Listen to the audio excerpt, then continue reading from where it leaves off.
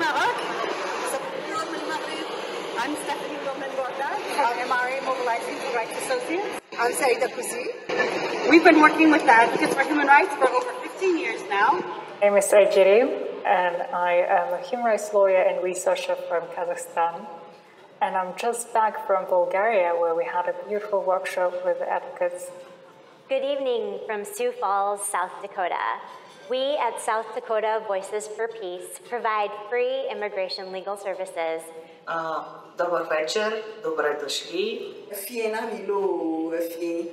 I'm Hilary Bedema from the CEDAW committee, and we are here being trained, a very empowering training with the Advocates for Human Rights. From London, I'm Jackie Hunt from Equality Now. We are here collaborating with a wonderful team from Advocates for Human Rights. Good evening to all. I am James Kiasulu, Secretary General, ECA Liberia from the Republic of Liberia. We have been working along with the Advocate for Human Rights as a partner on torture and the abolition of death penalty and other human rights violations around the globe, especially on the continent of Africa. Dobra večer iz Zagreba. I am Lana from CESI.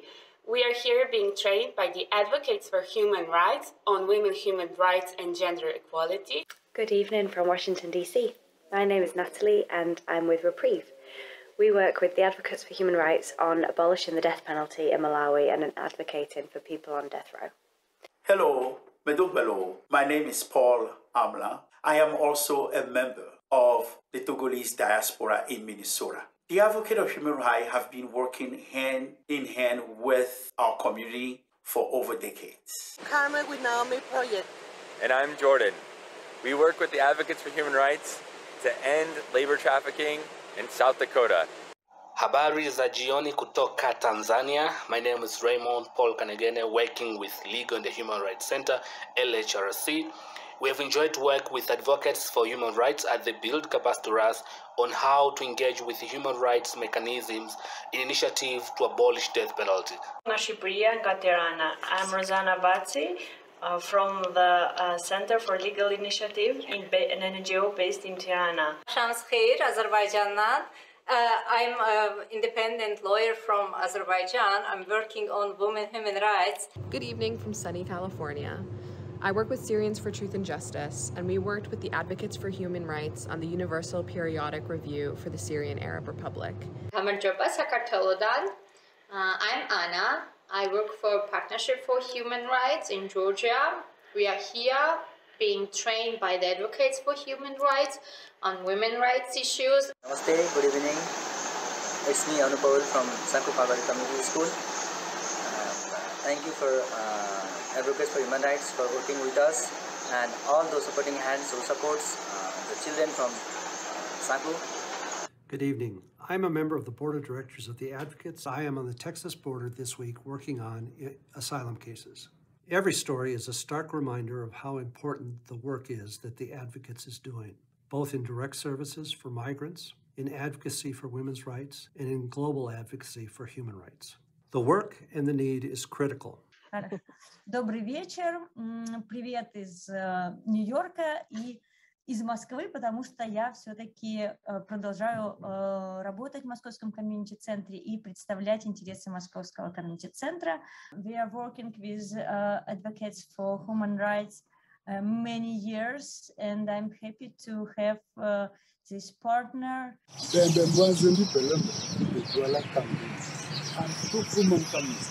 the labor of Cameroonians lawyer against death penalty. We work with the Advocates for Human Rights on the representative people facing the death penalty in Cameroon. Hi, it's Stephanie again. Bonjour, c'est Saida Kouzi. And this time we're at the real United Nations getting ready to talk to the CEDAW Committee about women's rights in Morocco with the shadow report we did in collaboration with the Advocates. Without the support of the Advocates for Human Rights, we could not do this work. So thank you. So enjoy your program and thank you for tuning in. Enjoy the program. Thank you for joining us. Enjoy your program and thank you for joining us. Bye. Enjoy the program. Thank you for joining us. I hope you have a lovely evening. Enjoy the program. Thank you for joining us. Have a wonderful evening. Thank you for joining us. Enjoy the program, and thank you for joining us. Thank you for joining us. Enjoy your program. Thank you. Really wish I could be there and hope you all have a good evening. Enjoy the program. And enjoy the program, and thank you for joining us. Merci infiniment. Akpegere. Thank you. Thank you for joining us.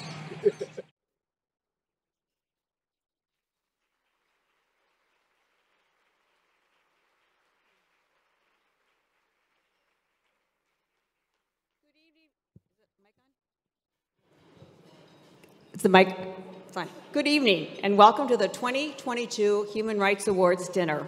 I'm Karen Evans, and I'm the board chair of the Advocates. We're so happy to have you with us, and isn't it nice to be in person together again? Yeah.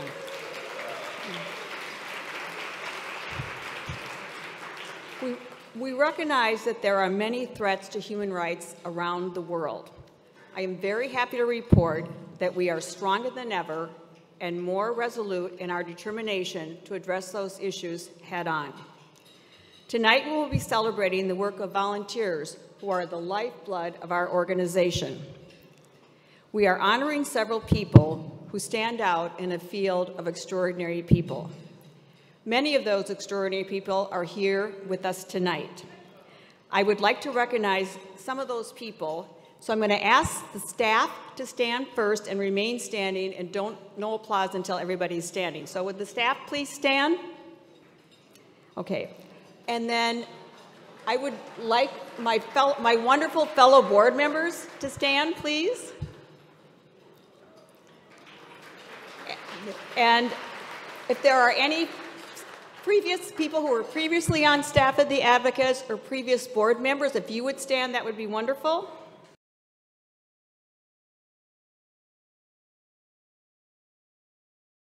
Our court systems are accountable to the people. Bringing a public eye to the courts is an important part of the process. This is the 5-year anniversary of our immigration reporting and of our court systems, and it's the 30th year of reporting on violence against women in Hennepin, Ramsey, and Washington counties through our WATCH program. Hundreds of volunteers, I know, yeah, that's great.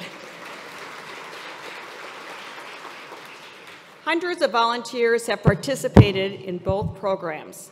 I am one of the many immigration court observers and can say that it is indeed very rewarding. The results are sometimes heartbreaking, but often joyful as well. This is the 39th anniversary of human rights advocacy for us. We are already planning our big 40th anniversary celebration next year and some other events throughout the year, and hope that all of you will join us next year as well. It is now my pleasure to introduce my friend, the hardworking, the caring, the determined, the wonderful Robin Phillips, our Executive Director.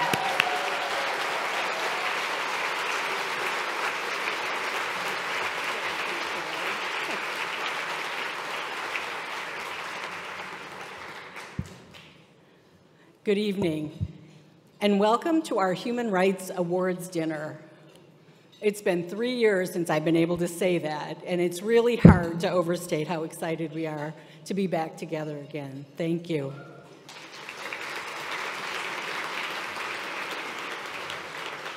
We are also happy to welcome those of you joining us online. So thank you, each and every one of you, for being with us here tonight.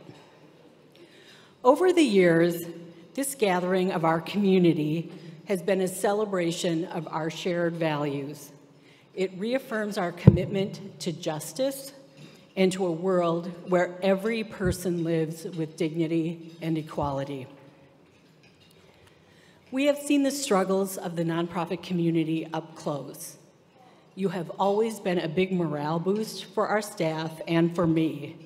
We do not take you for granted. You, this extraordinary community of human rights advocates, are not only the reason we exist, but you build us up and sustain us in these challenging times. It is so thrilling to see so many people who have been part of the Advocates' legacy over the years. Tonight, I would like to take a few minutes to recognize a human rights giant who left us this year. David Weisbrod was a co-founder and guardian of the Advocates for Human Rights over its many years. David passed away in November. Sorry.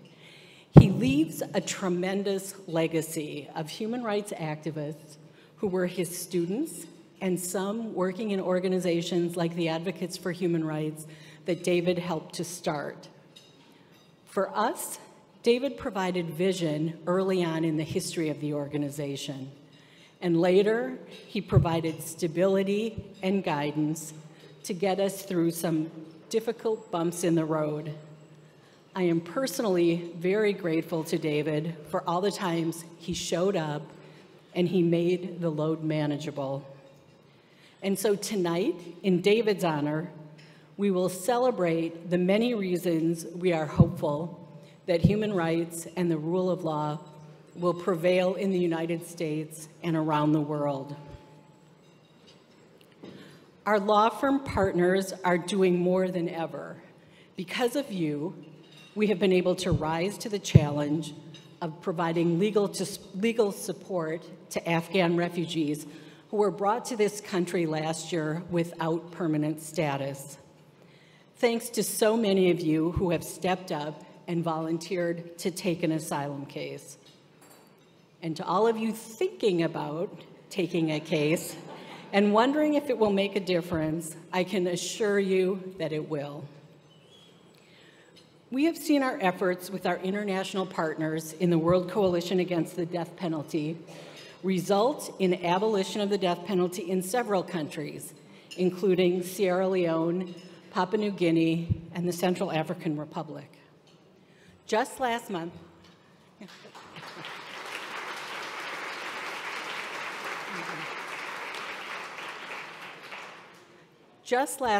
promising legislation was introduced with presidential support to abolish the death penalty in both Liberia and Zambia. We still have our work cut out for us. We've documented the strategy and movement behind what we call the radical right or anti-gender movement. It is a sustained effort to roll back important advancements in human rights for women, refugees, immigrants, and LGBTQI+ individuals. We published a report outlining the tactics used to defeat the Istanbul Convention, the European Convention to Eliminate Violence Against Women. We have also seen increased efforts by some, including white nationalists, to reduce protections in civil and human rights here in the United States. These efforts include a decades-long strategy to abolish women's access to safe reproductive services. Sadly, we are seeing some of the hateful strategies used in the U.S. being replicated around the world. We remain committed to protecting important human rights victories of the past, and we are committed to making even more progress in the future. The stakes are high. The whole world is being affected by these threats to humanity and fundamental human rights. No one sees this more clearly than our honoree and recipient of the Don and Arvon Fraser Human Rights Award, Neil Datta. Neil has been a leader in standing up to these international efforts, even in the face of lawsuits and threats to his own safety. Tonight we will celebrate Neil, our partner organization, Fe y Justicia, and some of our extraordinary volunteers working to protect human rights. But we measure victory one life at a time. For example, Bridget, one of our board members, fled Zimbabwe because of persecution. She sought safety here in the United States. Throughout the pandemic, Bridget worked tirelessly to provide health care to people suffering from COVID. But she was forced to wait more than 6 years for her hearing, an outrageous and indefensible length of time to have her life on hold. And then, just days before her hearing, the government tried to dismiss her case outright. Bridget's lawyer, Jared Shepard, fought the motion and was able to keep the scheduled hearing date. And I'm very happy to report that just a few weeks ago, Bridget was granted asylum. And Bridget's with us here tonight.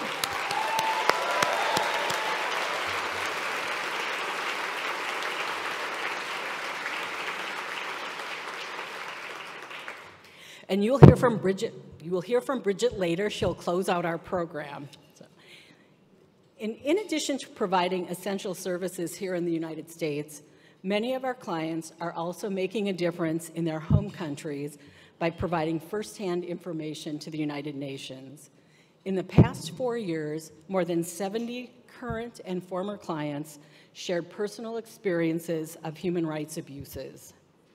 Our clients have brought their most powerful weapon, the truth of their experiences, to hold their governments accountable for their human rights violations. One client, who was jailed multiple times as a prisoner of conscience in Ethiopia, was able to directly address the Human Rights Council about Ethiopia's human rights practices. He was not only speaking for himself, but for others still in Ethiopia and not able to speak out for themselves. You're all making a difference. Your time, your volunteer efforts, your financial resources, your moral support and good intentions, they all make a difference. And we remain hopeful because of you, and because we believe in the famous words of Martin Luther King Jr., that the arc of the moral universe is long, but bends towards justice. Thank you.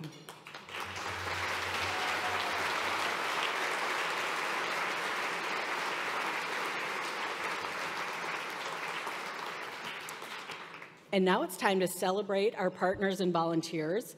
Our first award, a special recognition award, goes to Fe Justicia, and take a look. The Advocates is honored to present this year's Special Recognition Award to Fe Justicia.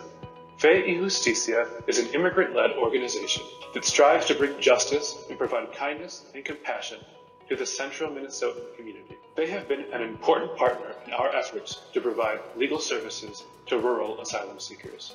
Fe Justicia promotes education, trains leaders, registers voters, and provides many important resources to an underserved population. Para nosotros como inmigrantes, nos duele y es nuestro llamado para poder asistir a nuestra comunidad. When Fe Justicia held an immigration clinic, virtually everyone who showed up was seeking asylum. They turned to the Advocates to partner. Last year, the Advocates worked with Fe Justicia to run asylum access clinics. Clinics allow a small number of staff and volunteers to help a large number of people. They empower immigrants to file their own asylum applications. Thanks to Fe Justicia's incredible outreach efforts, we met with 3 times as many people as expected at our first clinic. Fe Justicia members worked tirelessly to make our clients welcome, serving coffee, organizing the sign-in, and making copies. We look forward to deeper collaboration on asylum, labor rights, and more. We thank Fe Justicia for their work advocating for human rights.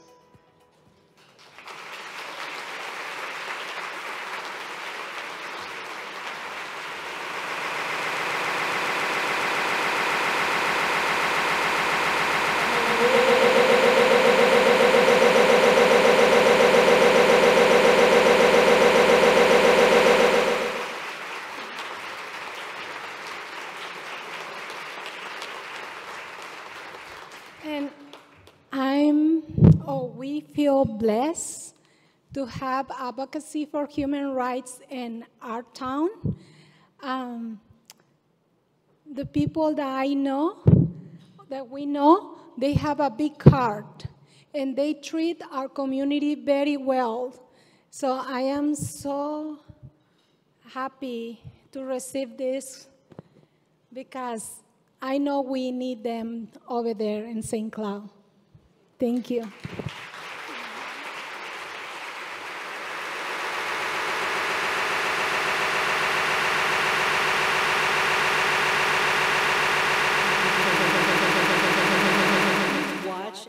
year's Volunteer Award recipients are described for their outstanding contributions to the human rights movement. Aiken Gump was instrumental in the advocates' work countering the backlash to human rights. Aiken Gump's team jumped in to conduct fact-finding on the anti-gender movement, its strategies, and arguments in 14 different countries. So this was a truly multi-office, cross-border project. We had, I think, over 40 attorneys in, not only outside US, we had London, Geneva, Hong Kong, Dubai, you name it. I think at some point there was someone from almost every office some way involved with the project. You know, whether that was doing desk-based research or helping with interviews or helping draft the report or citations. Aiken Gump then supported a mission to Croatia, convening and interviewing human rights defenders on the ground. Thanks to them, we were able to complete more than 100 interviews. At the convening in Zagreb, we heard loud and clear that the anti-gender movement is a force we need to match. The skills, expertise, and resources Aiken Gump brought to the project helped build local capacity for action. What was the key message was it would be really helpful if we could, connect with others in various different countries, not necessarily just in our country, but to share our experiences, to share our resources, to share our tools, and to share what was working in our country so that we could together help one another. And that's why the meeting in Croatia, the Women's Network that all came together, I think it was more than 30 women's rights and human rights activists all together in one room, was really significant. The team then helped draft our groundbreaking report, A Rollback for Human Rights, the Istanbul Convention Under Attack, which presents our findings and recommendations on this global backlash to human rights. We are grateful for Aiken Gump's tireless commitment to helping us expose hate groups and their tactics. We could not have done this work without them. On an annual basis, more than 100 interns work throughout the organization and contribute their time and skills to the advocates' work. We are proud to recognize one of those interns and former volunteer Ava Kelly for her contributions to the Refugee and Immigrant Program. Ava first started volunteering with the advocates by assisting clients with work permits. When she realized that the team needed assistance in optimizing our new case management system, she used her software development background to save us hours of work every week by organizing and automating tasks. I started hearing Sarah particularly and Kim being concerned about how Legal Server, which they just started using, wasn't meeting all of their needs. So I was able to help with that. Ava was accepted into law school while she was volunteering, and soon she returned as a legal intern, helping write asylum briefs, preparing country conditions reports, and supporting clients during hearings. In April 2022, she gave her first closing argument at an immigration hearing for a client. Most recently, the first client Ava completed a work permit for was granted asylum. I feel like I am much more aware of what's going on with immigration and with how much we really are denying people's asylum applications and really just not being friendly to immigrants. It's really helped me to grow as a law student and eventually as a lawyer. Thank you, Ava, for your remarkable legal advocacy for your clients and for helping our team assist asylum seekers more efficiently than ever. We are honored to present Mary and David Parker with a volunteer award this year. The Parkers have supported the advocates for more than 20 years, and sequentially, they also served on the board during all those years. They have raised awareness and funds for the advocates for a long time. During the pandemic, Mary participated in dozens of virtual events. She used her professional research skills to find out what works and what doesn't. And then she shared these insights with our team to make our events more interesting. David's photography has shown thousands of people what child labor looks like and what the alternative, free education at the Sanko Palubari Community School looks like. In fact, their deepest commitment has been to the Nepal school. David and Mary have visited the school several times and have hosted numerous house parties to support the children. They even invited new and old friends alike to learn about the right to education in Nepal. Sanku School was something that both of us were committed to and did, and so we also hosted house parties. And Mary has done house parties for almost forever, it seems like. So David's our front man for those, and I'm doing more of the back work. She's the infrastructure. The Parker's investments in the school have changed the lives of countless students who graduated from SPCS and pursued professional careers. Thank you, Mary and David, for your generous and creative support through the years. The Advocates creates opportunities for survivors of human rights abuses to help with global advocacy efforts to hold governments accountable. In the past 3 years, more than 71 current and former clients have shared their experiences to help the Advocates more effectively fight for human rights. Their stories are particularly important when human rights defenders in their countries of origin cannot speak out without fear of reprisals. Some of these courageous client activists have volunteered their time to participate in direct advocacy with the UN human rights mechanisms.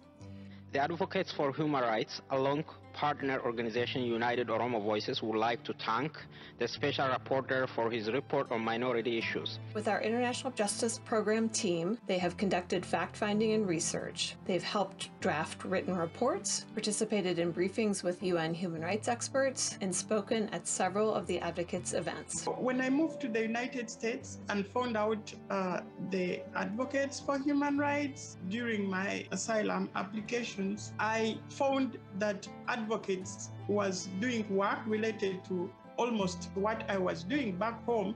It was a good opportunity to still be here and still be involved somewhat in the fight for the rights of people like me who are wherever they are in the world, and lending my sort of knowledge and lived experience to whatever project that is being worked on. So for me, it's been a very fulfilling process and journey. And I know that I would not have been able to go through this entire process without volunteering itself. These client activists have the courage to speak truth to power, improving human rights conditions by sharing their lived experiences and their recommendations for change with the international community. Thank you to all of the client activists who are working with us to protect human rights worldwide.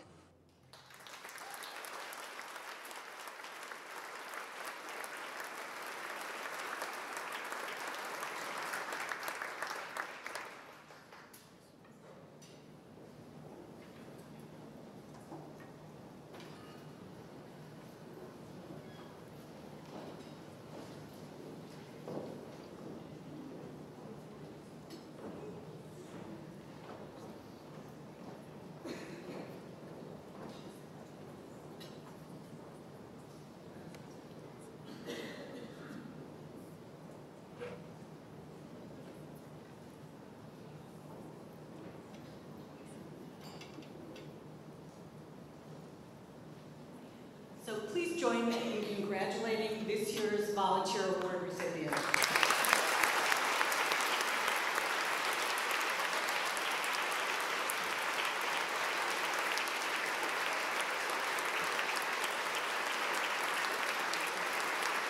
Aiken Gump, David and Mary Parker, Ava Kelly, and our client activists.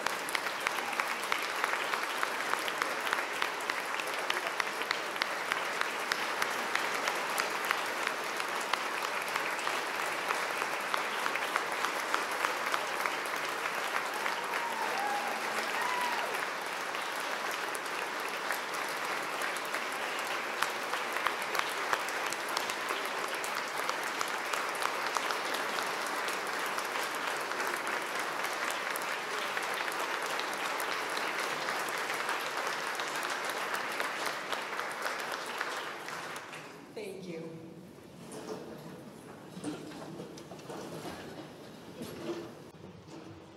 Well, let's give him another round of applause as we welcome Pat Brenna to the stage. Another one of our extraordinary volunteers. Oh, there you are. I'm right here. Well, good evening, ladies and gentlemen. Once again, my pleasure and honor to be here to participate with the advocates in the 2002 Human Rights Awards dinner. Robin and I decided that it's probably been about 13 years. You're probably getting sick of me. I have become an institution. But it works. Want to thank you, all of the donors and the bidders for the silent auction. It gets us one step further to our goal tonight. And I'm a mystery box buyer, and I have an offer for anyone in the audience because I won a $75 gift certificate for a bouncy castle.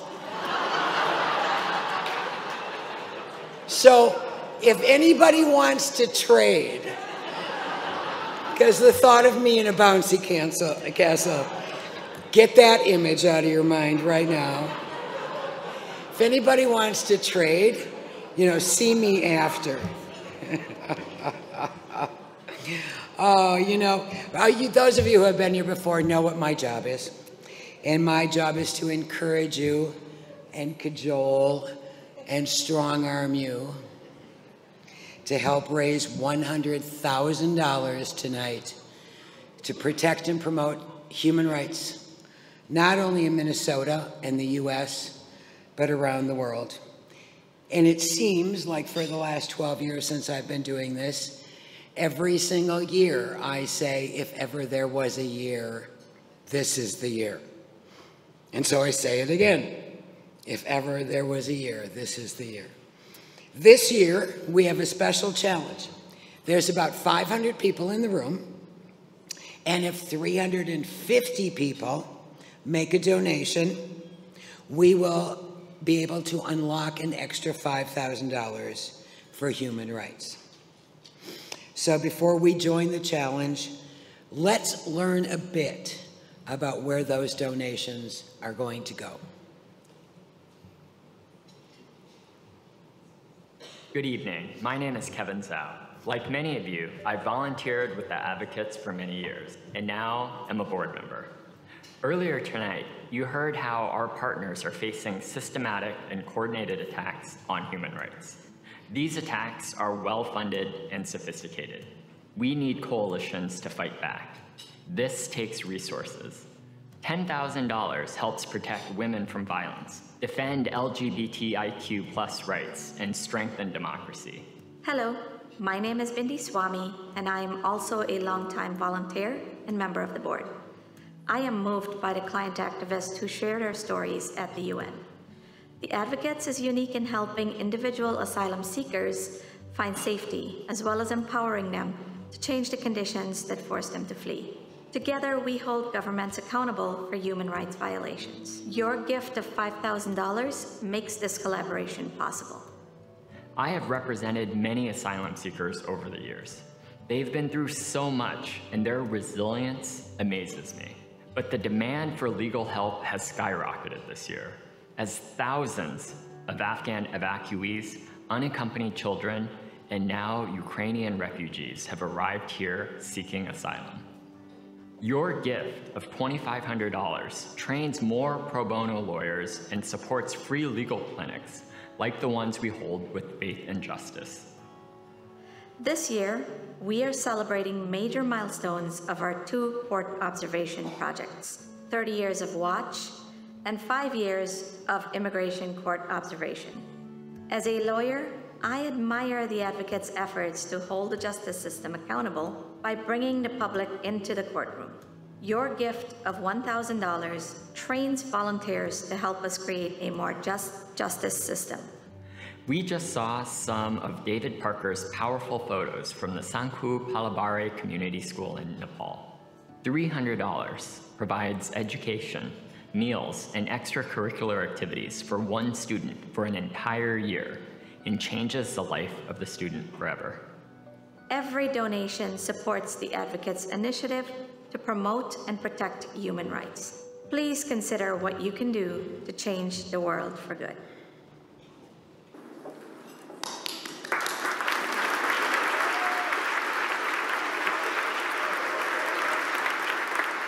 Well, thank you, Bindi and Kevin. And so you know that the impact is extraordinary. And together, people in this room can achieve marvelous things. It is now time to show your support. Ladies and gentlemen, I invite you to get out your checkbooks, your credit cards, and any other legal tender. And now that we are in the 21st century, you get out your phones and you can text, or there's a QR code on the back of your program. So we're here to raise $100,000 tonight, and don't forget the extra $5,000 challenge. If you're going to donate via text or check or scanning the QR code, there's also an envelope on the table for those of us who like to do things the way they should be done and write out a check. We have wonderful volunteers in the room who are under 40 and can show you how to work that technology. Show your hands, volunteers, so that people don't have to be embarrassed to ask you for a minute help. And we thank them very much for their work. So tonight we're going to raise $100,000, and how are we going to do that? We're going to do it bit by bit, hand by hand, person by person. In the words of my dear friend, Mr. Jim O'Neill, who once said, I was there, I stood up, and I was an advocate for human rights. So ladies and gentlemen, enough preaching. Let's raise some money. Let's have some fun. What do you say?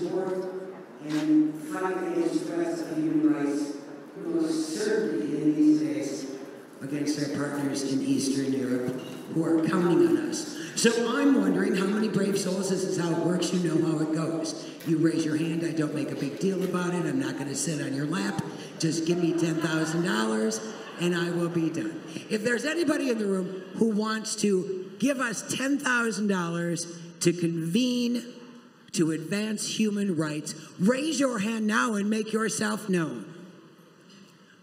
Is there anybody who wants to give us $10,000? Oh, you probably want to do it privately. All right, I'm going to let you do it privately. So let's move on to 5, which is much more palatable. What, did we have somebody? Oh my goodness.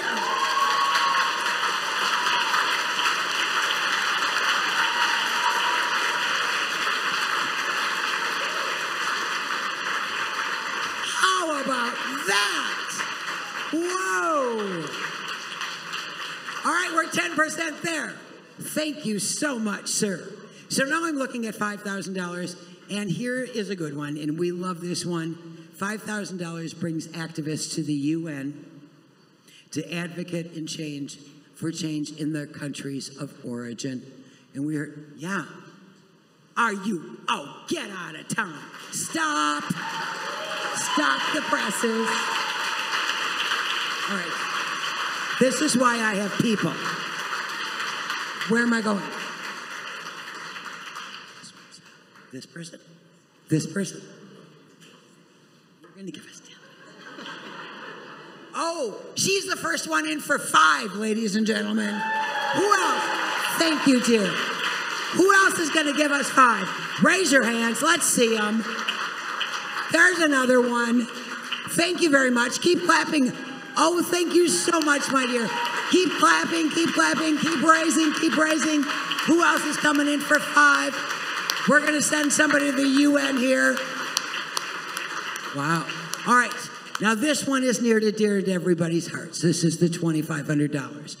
How many in here are pro bono asylum lawyers? Raise your hands. There you go. A round of applause for these people. A round of applause for these people. So $2,500 will pay for one asylum lawyer, and that process, which we know, geez, we just heard took 6 years. So are we going to fund 1 or 2 or 3 or 4 or 20 or 100 asylums for people who so desperately are seeking it? Those of you who are going to donate $2,500, let's see those hands go up. I want to see them. I want to see them. Where are they? Where are they? Where are they? I've got 1. I've got 2. Up we go. Let's go 10. I've got 3. I've got 4. Who's going to go? Who's going to go? I've got 5. How many? How many asylum? I've got 6. I've got 7. Let's go, go, go, go, go. Anybody in the back? I've got 8. All right. See how that works? Keep it coming. Oh, thank you, Van. I've got another one. So there's 9. I've got 9. Who's going to go? 10. Who's going to be the last one? With $2,500, raise a hand. Let's go. We've got 25 over there. So that's 10 asylums that we are going to fund today. All right. $1,000 seems to be everybody's favorite. It's a notch, but it's not too much so they can't buy those shoes too. So let's all look at $1,000, and this is going to fund court observers in the courtroom. We just heard about that. And that is who's watching what's going on in the courtroom. For $1,000, we are going to train observers. All right, I want to see 10, 20, 30, 1,000. Let's go. Raise your hands. Raise your hands. Let's go. I've got 1. I've got 2. I've got 3. I've got 4. I've got 5. Up they go. I've got 6. Thank you. 7, 8, 9, 10, 11, 12, 13, 14. Gotcha. 15, 16. All right, 17, 18, 19. Thank you so much. I need one more, 1,000. One more, 1,000. 1,000. We've got 20 at 1,000. Thank you so very much. And you'll probably still be able to buy the shoes. All right, now, the children in Nepal. This is, the advocates have been funding this school for years. And this is in rural Nepal. Get this.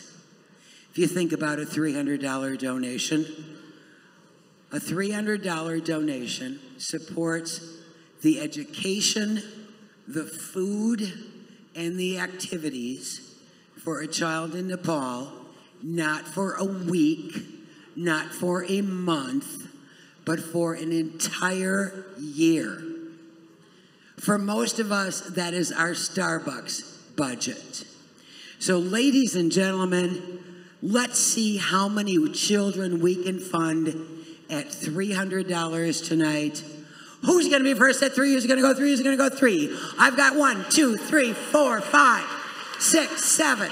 Who's going to go 3? 8, 9, 10, 11, 12, 13, 14, 15, 16. Thank you. 17. Thank you so much. 18, 19, and 20. Thank you so much. She's writing her check right now. 21. I've got 21. 22. Thank you so much. Can we see 23, 24, 25, or did I miss you? $300. Oh, guys, think about it. All those children. Now, $100 is the one that our volunteer Ava Kelly was talking about, and that is just awareness. Where are the next generation of human rights advocates going to come from, and how do we reach them?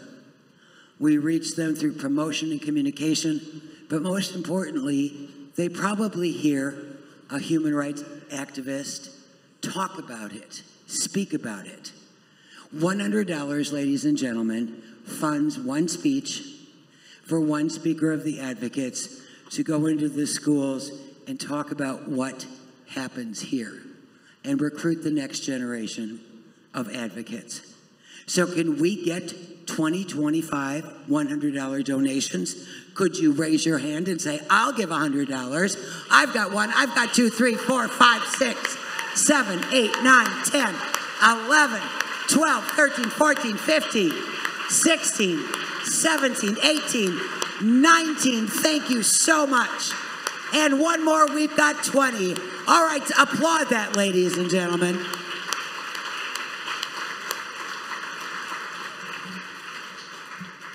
All right, so any and all donations are welcome. Whatever you can give, we will take. And, you know, I want to tell you that as I worked my way up here, 12 years ago, Robin Phillips said this wouldn't work. Well.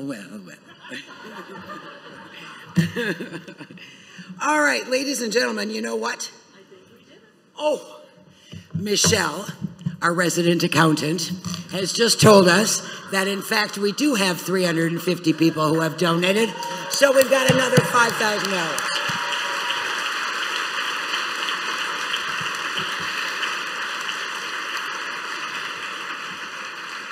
So I just want to say this again. We came, we stood up, we supported the advocates, and we did something here tonight. And I knew that together we could accomplish that.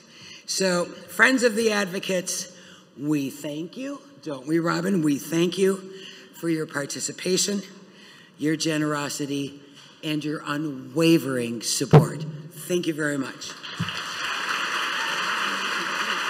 And thank you to Pat, who volunteers for us every year.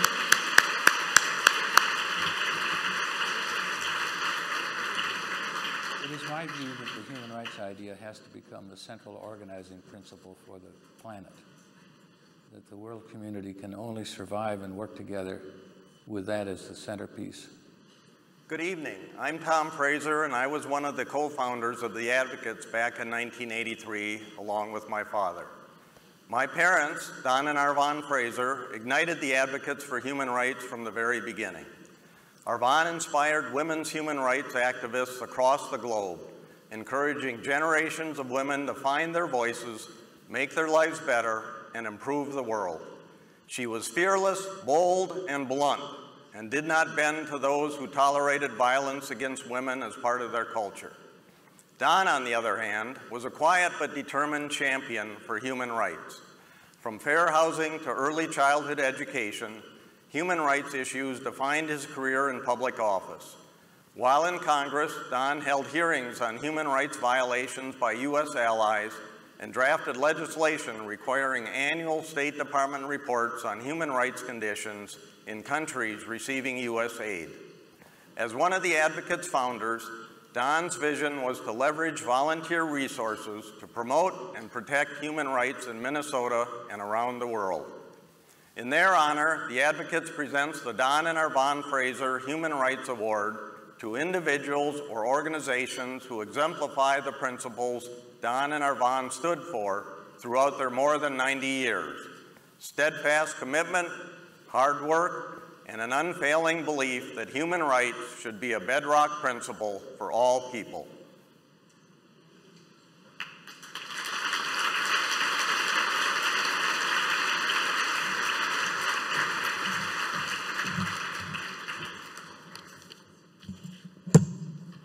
Good evening. My name is Rosalind Park, and I direct the Women's Human Rights Program. It is an honor to present Neil Datta with our 2022 Don and Arvon Fraser Human Rights Award. Neil is the founder and director of the European Parliamentary Forum for Sexual and Reproductive Rights. He has worked tirelessly and courageously to investigate and expose the far right amidst tremendous risk to himself and his organization. Neil is a personal hero to me, as well as numerous human rights defenders around the world. And today, our human rights are under serious attack. We have heard from our NGO partners about the perils they face: threats of death, rape, and frivolous lawsuits, as well as the increasingly difficult conditions they work under when governments restrict their activities. Yet, In the face of such danger, Neil has persevered with bravery and tenacity to unmask the far right. Until a few years ago, there was very little known about how the far right movement works or how it's connected. And that's because the movement thrives in secrecy. And as a result, it has been able to operate with very little scrutiny or pushback for years, gaining inroads in crushing the very human rights we have long fought for and secured. When the advocates first began our work to investigate the far right, we turned to Neil's research to understand this movement and its tactics. His reports exposing the far right movement were both groundbreaking and fearless in peeling back the layers and exposing it for what it truly is: hate groups designed to roll back the rights of women, LGBTI persons, immigrants, and children. We're also seeing these attacks play out right here in Minnesota. For those of you who read the recent Star Tribune op-ed attacking a trans woman's challenge to her placement in a men's prison, you know that this fight has come very close to home. But thanks to Neil Datta, the human rights movement is better equipped to recognize these groups, counter their tactics, and reclaim our human rights. Your work and your courage, Neil, it lights a path forward for human rights defenders around the world. Thank you, Neil. It is an honor to present you with the Don and Arvon Fraser Human Rights Award.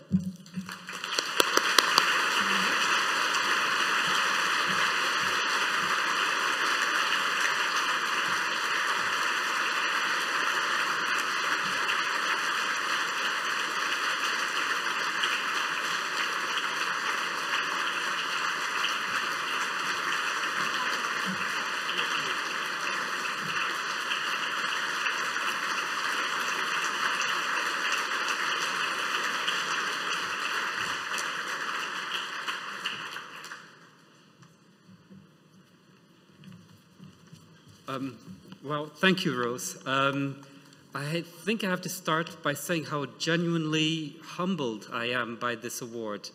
I had it in my prepared speech, but hearing Rose explain it, really, I'm a bit speechless by hearing all of this. I'm also extremely grateful for this recognition, and I'm touched by how useful it seems that these reports have been that I've written are for many people advocating for human rights. When I started out writing these reports a couple of years ago, I thought, well, it's interesting to me. I think someone needs to hear about this and understand it, but I never imagined that it could be like this. Really, I never imagined this.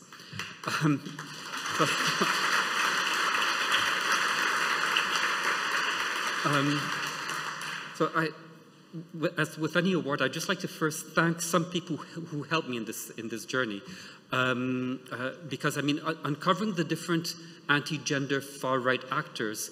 It's something that I've spent quite a bit of time, but also I did this in a community with many others, and we shared ideas, we exchanged information. Also, there's little bits of intelligence here and there that, you know, no one person can have, and so it's important to be part of a community that exchanges this, and I think it's important to recognize the people who have helped in this path along the way. And these include an academic in Brussels, David Paternot, my colleagues Rémi Bach and Marina Davidashvili, the presidents of my organization, the European Parliamentary Forum, Ulrika Carlsen and Petra Bayer. These are both members of parliaments. It takes courage from a politician to really go against the far right and anti-gender and to put their names, the organization's name, behind these reports. And so really they deserve some thanks, as well as some other thought leaders. Sophie Innetfeld, she's a member of the European Parliament who's a tireless champion of all human rights, LGBT rights, women's rights, etc. And also the journalists who have been very courageous in reporting on these issues from Open Democracy, and particularly Claire Provost. So as you know, I'm standing here before you because I've written by now 3 reports on the anti-gender movement, far-right movement. The first one was back in 2018, entitled Restoring the Natural Order. And it's in that report that basically we outline how what we had been observing in Europe as disconnected things, so that there's an anti-abortion movement, an anti-abortion initiative in Portugal, another one in Finland, there's an anti-LGBT initiative in Croatia, another one in Romania. These were not all separate initiatives. These were all interconnected, and the connection was, as Rose mentioned, a secretive network that met behind closed doors, exchanged ideas, brainstormed, and then learned from each other, and then deployed these initiatives across different countries when the timing was right. And that's why we saw similar sets of initiatives appearing all over Eastern Europe. They had in common, they were all petitions about traditional marriage, similar to your Defense of Marriage Acts here in the US from 15, 20 years ago. We had these appearing in Eastern Europe, petitions which then led to referenda, and then with the aim of changing national constitutions. These were not organic developments that came from the ground below. These were strategically planted there by a certain set of individuals. And we know this by researching who was behind these petitions and referenda, and then realizing these people, these guys are meeting behind closed doors, and this is how they're doing this. And so when we had this realization, then all of a sudden, a lot of other things made a lot of sense. And I think it's important to realize this because this is not just happening in Europe. This is happening all over in many different parts of the world. We're here in the United States. Yeah, well, for me, it's a big deal to be in the US, not for you all. But, but even in the United States, we're at the cusp of one of the biggest decisions on women's rights that could happen in the next day, tomorrow, next weeks or so. And we all know it's not because American society is getting more conservative or so-called pro-life. It's because of a very calculated strategy by the Christian right and the far right to infiltrate the judiciary system, plant judges in different places, and then now, after 30 years, this strategy is bearing results with the possible overturning of Roe v. Wade. We have similar strategies in Europe taking place where the judiciary systems of certain countries are very much compromised. But I think it's important to realize that this is not just something of abstract law or policies or something like this. It really affects just ordinary people who want to live their own little lives. And I want to draw 3 examples here. The examples of Justina, Mirela, and David. Justina is a doula in Poland, okay?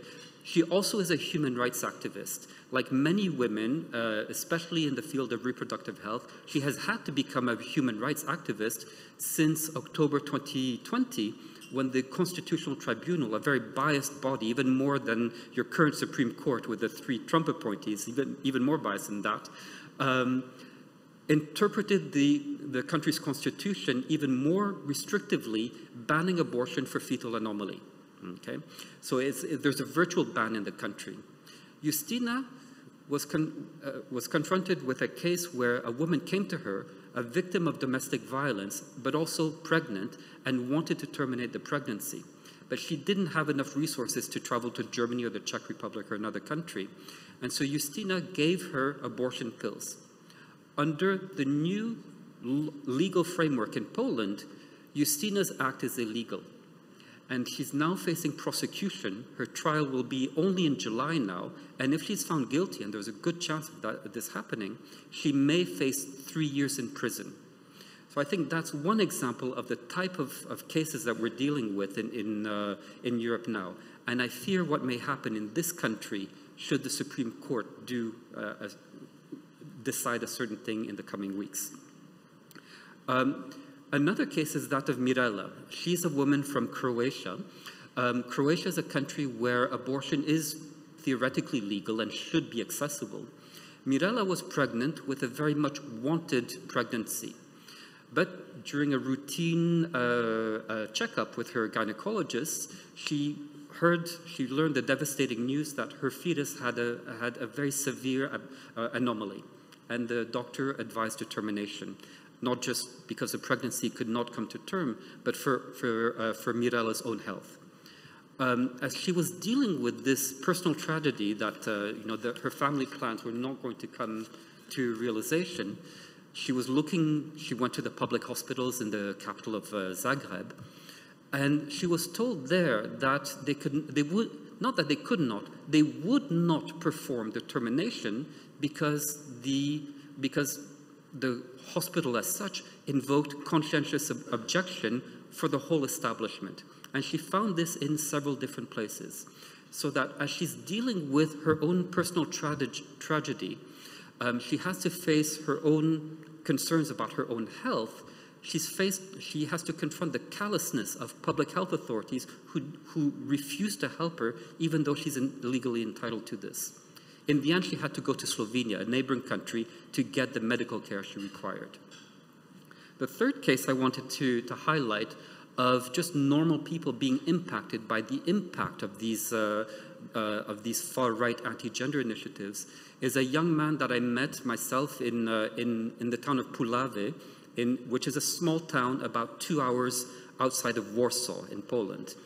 Puławy adopted the town of Puławy adopted a charter entitled Local Government Charter of the Rights of the Family.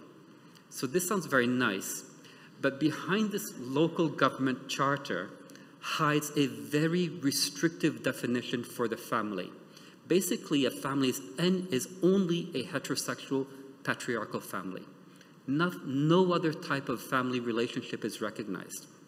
Now, what this does is that it created a perverse effect where it unleashed the darkest demons that exist in all societies, in that it basically gave legitimacy, a state sanction to basically daily homophobia. So it's not so much violence that this allows, but it legitimizes and sanctions individuals within these small towns to engage in acts of bullying, harassment, shoving, and all of these things for sexual minorities. So David is a young gay man in his early 20s. He just wants to live his life. And he explained that now, in a town where there's almost zero crime, a little town in Poland, he has to go around carrying pepper spray in case the bullying ever gets out of hand. And now that's just this one example of David, but then when you think that these local government charters for the rights of the family, they've been adopted by, at one point, 1/3 of all the towns and municipalities of Poland. A big enough region that you can see on a map, okay? Probably the size of one of the medium-sized states in the United States.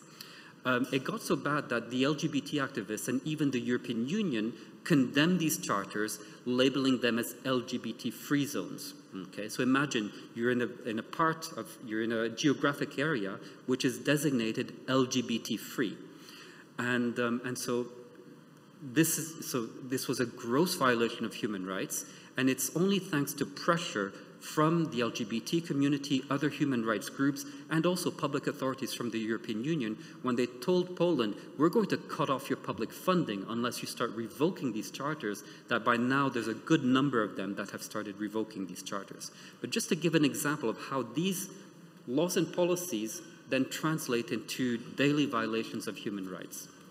And now, maybe with all of this, I think it's important to remember that Justina's case, the lady in Poland who's facing a trial, sadly, she's not alone in this situation.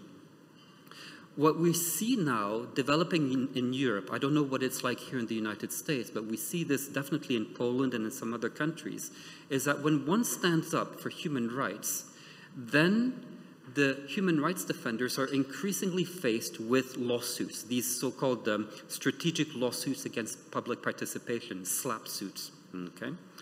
And we see that, in fact, this has developed into a whole industry where the anti-human rights, the anti-gender organizations use this, on the one hand, to silence their opponents, and equally, very cynically, to mobilize resources in the way that has just been done here.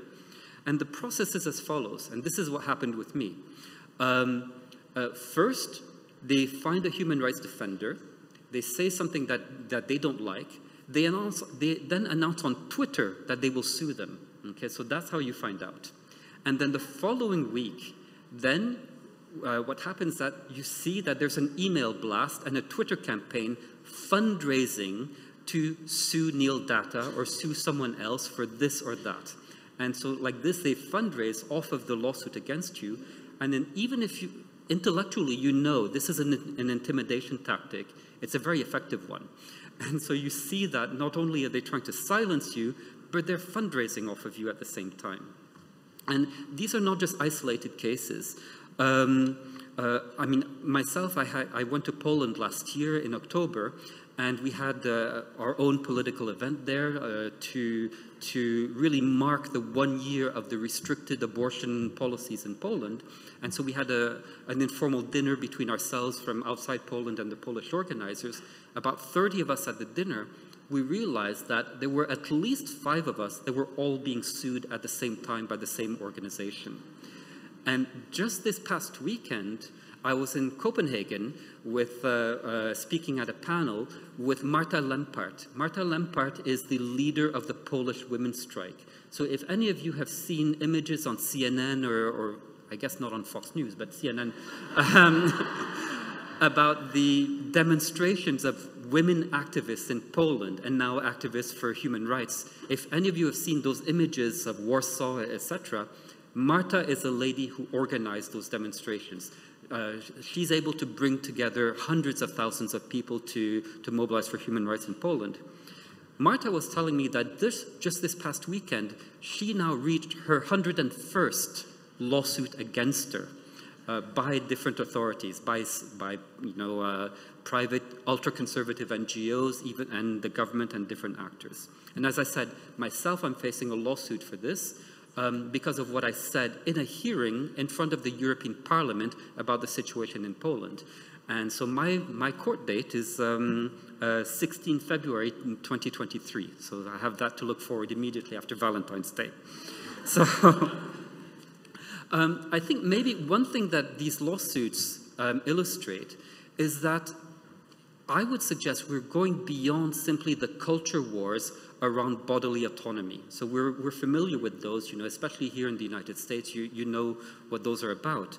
But I think here now we're seeing that these culture wars are slipping into a process of eroding democracy itself.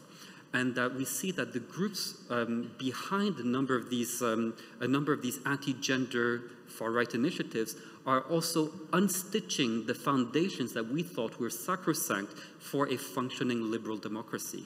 And we see this here in the United States. I don't need to mention another thing that's happening currently right now. Aside from the Supreme Court, there's the January 6th hearings taking place in Washington. But we see a similar phenomenon, although adapted to different local realities in many, many different countries around Europe and indeed the world. And when we take a look at this, and this is part of the work that I've been doing with my reports, I've come to the realization that for some of these anti-human rights, these far-right anti-gender actors, for some of them, really the main objective is to change laws and policies so that they reflect their own personal interpretation of certain religious texts. Okay? We know the religious background behind opposition to some women's rights or LGBT rights. But increasingly we find that now the people taking up these issues is wider. And it looks like there's a certain number of actors who are really much more far-right oriented, who have seized upon these same issues, abortion, women's rights, LGBT rights, gender issues, mainly in a utilitarian way in order to access power. And by accessing power, then they can unstitch certain fundamental democratic principles to stay in power. And so we can see that maybe in certain cases, our human rights, there's simply an accident along the way for certain forces in society to access power. Now, an important thing to keep in mind is that these forces, as Rose mentioned, as I've highlighted in my reports, these are not random, they're not organic that come up from the ground up. These are transnationally connected and very strategic. We know that they've met in different places. One of them is the World Congress of Families. Another setting is a network called Agenda Europe. And what we see is a certain common pattern. The types of people that are there have the US Christian right, no big surprise there, I think including in this room. Another set of actors are Russian actors, specifically oligarchs close to the Kremlin. And then another set of actors are European far-right actors. And European far-right actors, just remember what all of you learned in your history classes many years ago. European far-right is the European far-right of the 1930s and 40s, okay? These are fascist, post-fascist elements. These are now all coming together and having a common agenda around certain issues related to what they call life, family, and freedom. And we know that they meet. The next meeting will be in Mexico City in October, and it's in these meetings that they produce bad, horrible ideas, which are then implemented nationally. Just one most recent example is an anti-gay bill in the Parliament of Ghana, just in the autumn of last year. And we see that now an emerging champion among these far-right actors has been the Russian Federation. And so going from normative objectives and policy objectives, we see that now anti-gender far-right initiatives have reached almost a diplomatic level where the need to protect the Donbass region from the possibility of having to organize what they call gay pride parades by joining the West was used as justification for the Russian aggression against Ukraine. So we see how far up it has gone in some countries, this idea that human rights for certain categories of people can pose an existential threat. And when we step further back from this example, we can see that, in fact, across the world, it's the same groups that are organizing far-right marches in downtown Warsaw, that are carrying tiki torches in Charlotte, that were there storming the Capitol building on the 6th of January. There's a continuum between all of these groups. One good thing, though, is that in a number of East European countries, the Russian connections that we had been able to establish through tracking their funding has become increasingly costly for the legitimacy of these groups. When we study these groups, as we did with the reports that we did, what we were able to do is identify how they're networked, their funding sources, and their main strategies. Once we know this, we're able to neutralize a lot of their impact. When we know their funding bases, then we can try to stop their funding. When we know their strategies, it's a bit like with a magician. We can explain to their intended audience how the strategy will be developed, just like if you explain how a magician does his trick. When the magician does the trick, it's not as magical anymore. So when the strategy is deployed, it lands very flatly. So we've been able to do this thanks to these reports, and that has proven to be rather successful. But also, in discussing over the past few days, I realized when people were asking me, well, what has been the result of these things? And one thing I realized is that, in fact, a number of the results happened without any big bang.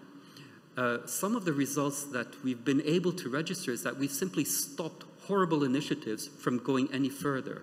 So at least one good thing, I mean, for example, some of these initiatives were in Poland to equate comprehensive sexuality education with pedophilia, because apparently it was sexualized children. There was an initiative in Parliament to do this, or to ban abortion, or to withdraw from the Istanbul Convention on Violence Against Women.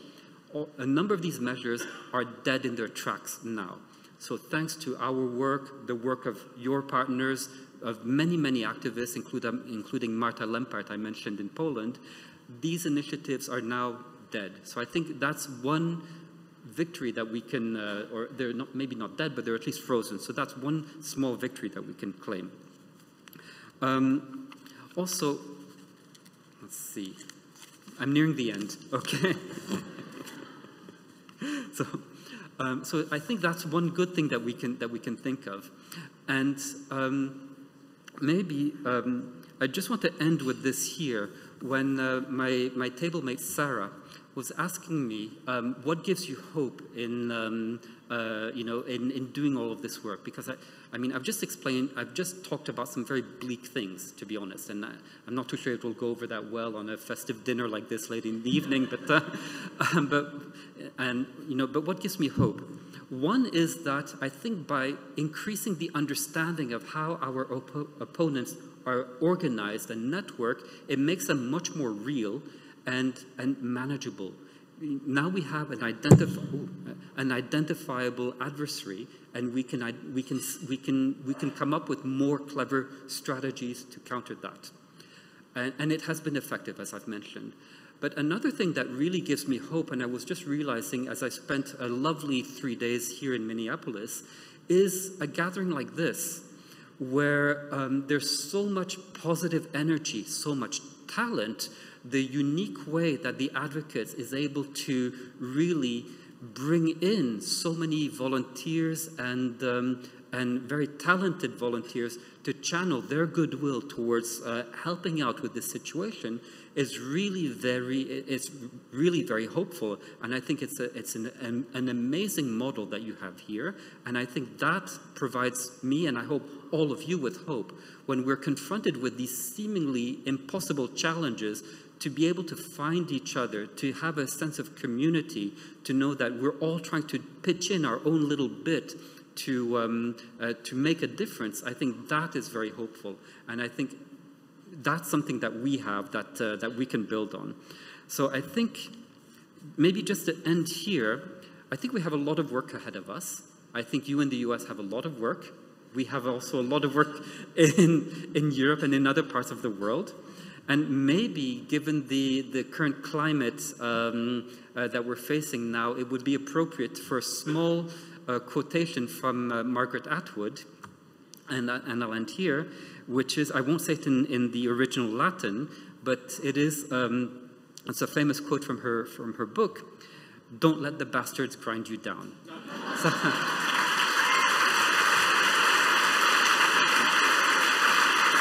you.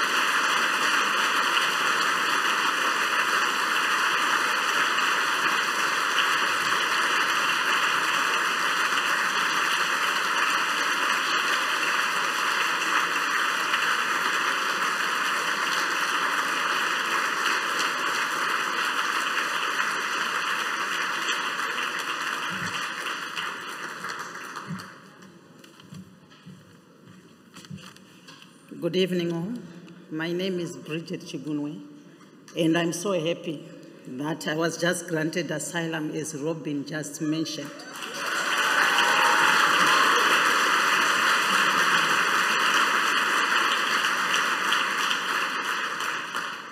Thank you for your stories, Neil, and congratulations also from me for the award. Congratulations to all the volunteer award winners. You are integral to the strength of the human rights movement here in Minnesota and beyond. I'm grateful for the work by Faith and Justice, and look forward to learning more about you as the Advocates expands further into central and greater Minnesota. Thank you for your partnership. Thank you all for participating in person or online. If you are here with us in the room, please take a button to show everyone that you vote for human rights in the fall. And remember to pick up your silent auction winnings as you leave. You should have received a text message earlier notifying you if you won any items. We will contact auction winners from out of town with shipping details. This evening would not have been possible without our sponsors. Table hosts, members of the planning committee, board members, volunteers, auction contributors, partners, interns, and staff, thank you all.